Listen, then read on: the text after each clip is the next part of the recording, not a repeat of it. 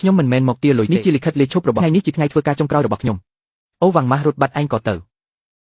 ទាំងអស់គ្នាលោកចៅខ្ញុំរៀនពេទ្យសាស្ត្រមិនមែនរៀនខ្លាញ់វិញ្ញាបន្តខ្ញុំត្រូវទទួលខុសត្រូវលើអាជីពខ្ញុំបើស្ដាប់ឆេនហ្វឹងពីដើម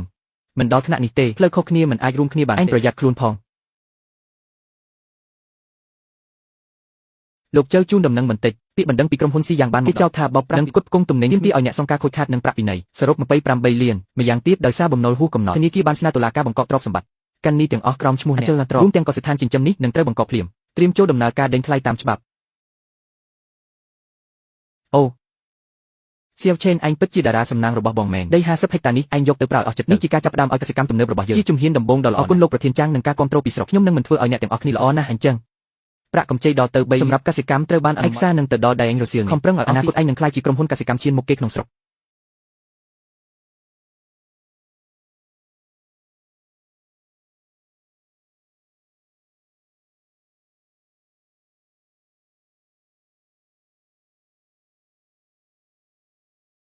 អស់អំណោះហើយត្រូវតែធ្វើការវិញហើយលោកចាងមានរឿងអីក្រុមហ៊ុនលៀងហួយដែលផ្សាយពាណិជ្ជកម្មដើមទូរទស្សន៍រាល់ថ្ងៃនោះតែលក់សាច់ក្រកនោះគឺក្រុមហ៊ុនលៀងហួយយកផ្នែកទិញរបស់មកទីក្រុងជាងឆេងដើម្បីពិនិត្យឲ្យអ្នកផ្គត់ផ្គង់នោះមានន័យថាមកទិញលោកចាងឱកាសរបស់យើងមកដល់នេះមិនមែនគ្រាន់ជាខ្សែជីវិតដែលការបញ្ជាទិញពីក្រុមហ៊ុនលៀងហួយមានន័យថាទីមានន័យថាតម្លៃទិញខ្ពស់មានន័យថាសហគមន៍យើងនឹងហើយឈរជើងបានតែលោកចាងក្រុមហ៊ុនលៀងហួយធម្មតាគេអាចមើលឃើញសហគមន៍តូចរបស់ទីក្រុងជាងឆេងមានកសិដ្ឋានចិញ្ចឹមសុទ្ធតែចង់បានដុំសាច់គេចាស់យើងថ្មីគេធំយើងច្បាស់លាស់គេពឹងលើបទយើងពឹងលើវិជាសាស្ត្រពូរួននេះហើយជាចំណុចខ្លាំងរបស់យើងពូរួនចាប់ពីថ្ងៃនេះទៅឯងយកទិន្នន័យទាំងអស់ការពីជំងឺរហូតដល់សមាមាត្រឲ្យខ្ញុំជារបាយការណ៍ដែលមានលំអិតបំផុតខ្ញុំចង់ឲ្យក្រុមហ៊ុនលៀងហួយថាជ្រូករបស់យើងសុទ្ធតែចិញ្ចឹមដោយទិន្នន័យល្អឥតខ្ចោះខ្ញុំនឹងទៅធ្វើកៅឯងនាំមនុស្សសម្អាតតស្ថានទីកម្រាលអេបរហូតដល់កញ្ចក់គ្រប់ជ្រុងទាំងអស់ឲ្យស្តង់ដារតែមួយគឺខ្ញុំចង់ឲ្យអ្នកថាការចិញ្ចឹមទំនើបស្តង់ដារគឺលោកចិនធានាថាបើគេមកយើងត្រូវរៀបខ្ញុំចង់ឲ្យអ្នកនៅក្រុងជាងឆេងក្រៅពីសហគមន៍គេមិនចង់មើលកន្លែងណាផ្សេងទៀតទេលោកវាងបងវាងយើងស្គាល់គ្នាច្រើនឆ្នាំហើយជួយខ្ញុំម្ដងនេះ3លានតែ3លានទេកន្លះខែខ្ញុំសង្វិញតាឆាងមិនមែនខ្ញុំមិនជួយទេអាជីវកម្មខ្ញុំក៏កំពុងចប់ដែរហាឡូអាណា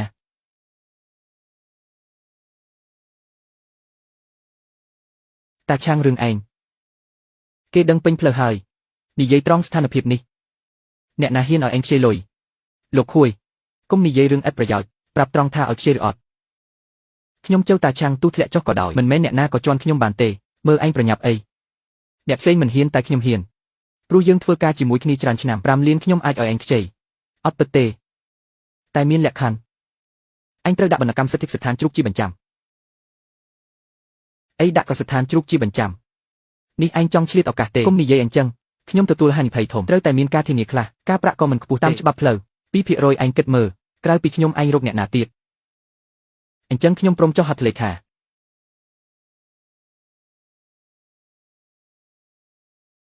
បងជ្រូកហ្វូងនេះលូតលាស់ល្អណាស់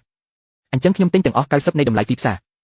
ឲ្យលុយរាវទេបងឆាំងកុំអញ្ចឹងម៉េចខ្វះលុយអាចចរចាតម្លៃទៀត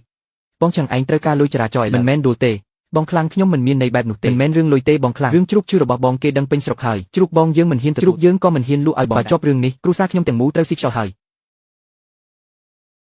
ឯងអ្នកណាបងខ្លាំងខ្ញុំអាជីមានរឿងអីនិយាយមកផ្លូវត្រង់មិនដើរក៏ដើរផ្លូវក្រោយបានខ្ញុំស្គាល់ចៅហ្វាយគាត់រកស៊ីសាច់ក៏ពីខាងត្បូងចំណេញច្រើនណាស់ស្ញាត់មួយដុំអាចឲ្យបងដាំវិញបានចង់សាកល្បងទេចេញទៅចៅតាខ្លាំងមិនទាន់ដល់នឹងទេ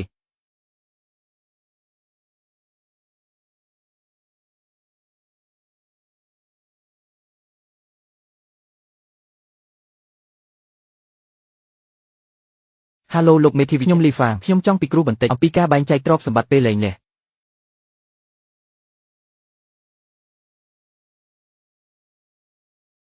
ប្អូនចេញអត់ទេគុណភាពសាច់ជ្រូករបស់បងល្អបំផុតដែលខ្ញុំឃើញក្នុងរយៈពេល10ឆ្នាំសាច់មានស្រទាប់ភាពយឺតល្អឥតខ្ចោះអ្នកគ្រប់គ្រងវាងយើងជាអ្នកស្រុកតែមួយហើយខ្ញុំថាចិនតូចក៏អតិថិជនពេញចិត្តខ្ញុំក៏ពេញចិត្តខ្ញុំសម្រេចចិត្តចាប់ពីពេលនេះជ្រូកពីសាទំនើបយើងតម្លៃបន្ថែម15ពីថ្ងៃនេះជាកិច្ចសន្យាមើល15ហើយទទួលទាំងអស់ចេនហ្វុងតាំងពីរឿងចៅតាយើងគិតថាជ្រូកភ្នំបៃតងនឹងមែនហើយមែនចេនហ្វុងជ្រូក30ក្បាលចង់ចូលសហគមន៍មើលទៅបានទេបងប្អូនទាំងអស់កុំប្រញាប់បើចិញ្ចឹមតាមស្តង់ដារសហគមន៍យើងការពីជំងឺតាមចិញ្ចឹមបៃតងខ្ញុំចេនហ្វុងស្វាគមន៍តែយើងធ្វើឲ្យធំឲ្យខ្លាំងជាមួយគ្នា